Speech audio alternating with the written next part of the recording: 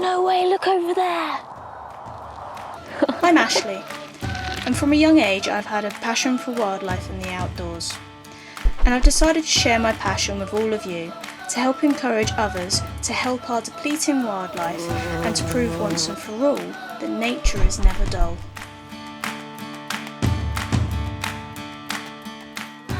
In this video I'm headed to the New Forest National Park.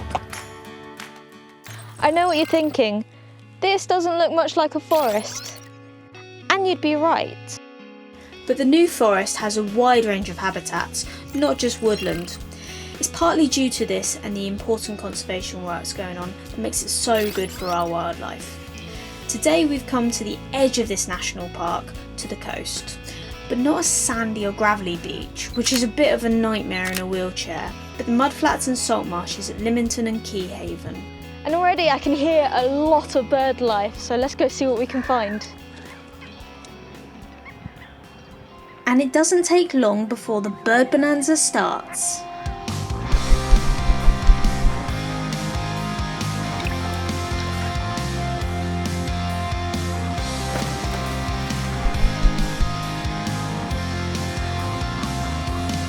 Which gives me the opportunity to practice my mallard impression. Not too sure they're best impressed. One of the really cool things about starting to notice more in the landscape is you start to spot signs of wildlife, just like we've got just down here. You can see all along here where the waves have washed up loads of debris. So, just down here, I have a tiny little crab shell. We've already been seeing the birds eating these. Scavenging the shoreline, we notice a clever crow, but his meals are about to get a bit tougher. I just got a crab. No way. With a tough exoskeleton and 2 claws, this crow's going to have to put up a bit of a fight for this delicacy. Oh, he's fighting a crab. He is actually fighting a crab. That's pretty cool. But it's not only the crows taking a fancy to this delicacy, even the little egrets seem to be enjoying their feast. You can even see it going down its long neck. Super cool. Right, we'll pop it back. And carry on our way.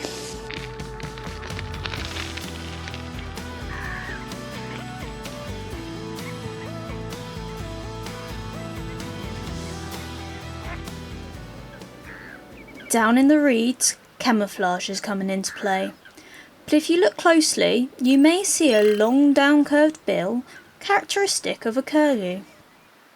These incredible wading birds use that crazy bill of theirs to probe around for their food, and they aren't the only birds putting it to good use.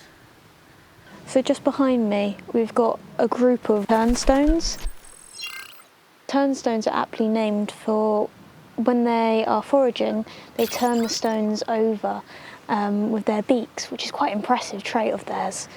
So impressive, we have to take a closer look in slow-mo. How cool's that? That rock is bigger than its head. Not many birds can do that. And as this turnstone enjoys its long evening bath, the sun was beginning to set, so it's time we headed out, ready to explore a new habitat. It's a beautiful day and we've come to Copythorn Common, so we're going to have a look around the woodland and heathland and see what we can find. More to the north of the New Forest, Copythorn is a wildlife refuge right by the M27. And before we even set off properly, the wildlife comes to join us. Made a friend. It's in flight 4. This terrain's going to be a bit more tricky, so all-terrain wheel engaged. We start off making our way out onto the dry heath to see what we can find. Just a very quick warning, this next few minutes will involve little 8-legged creatures hunting. Please skip ahead if this will cause you any distress. And area just like this with lots of heather. Heather is great for spiders and all sorts of invertebrates. Just like this little spider that I've got munching away. Amongst the heather, low to the ground, is an entrance made of silk, home to the labyrinth spider. And not so far away, it's dinner time. Labyrinth spiders are often confused with funnel web spiders. However, they're actually related to the common house spider, and their bite isn't going to cause us issues. However, in their world, they are pretty impressive predators. That was so cool. And now I've got another one joining me on my arm.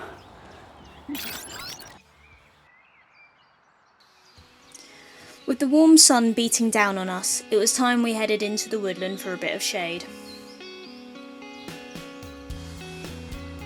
We enjoyed some time with the blackbirds singing and seeing all the life around us.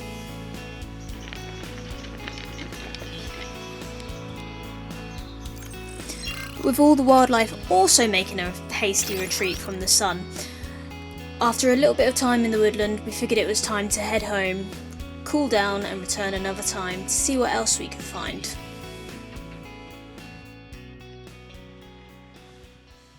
And upon our return, we've come back with 2 goals. First goal, find a reptile.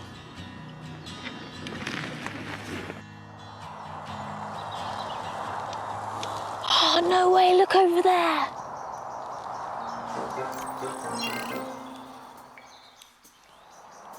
This may just be a toy snake, but the UK is actually home to 6 species of native reptiles, 3 snakes and 3 lizards. And a lot of them can be found in areas just like this. We've just not been very lucky this time. So finding reptiles can sometimes be hard, but our second goal is to help through citizen science, something anyone can do. Last year, unfortunately, was a record low in the UK for butterflies. And part of the reason we know this is because of really vital citizen science work that goes on. And one of those is counting butterflies. So we've come to a nice little sunny patch. We've got a butterfly guide just in case we need help with some of the tricky identification. We've got our notepad, we've got a watch, and we're going to have a see how many butterflies we can see. Let's get counting. And it doesn't take long. Brimstone. This kind of butterfly count only takes 15 minutes and can even be done at home. Oh, brimstone. Okay, so seeing the butterflies check. Filming them, on the other hand, not so easy. It's gone. And with our 15 minutes passing really quickly, it was starting to look a little bit bleak. That is until a peacock butterfly. And this butterfly was not camera shy, it kept coming back. But we can only count it once, which brings our grand total to 3.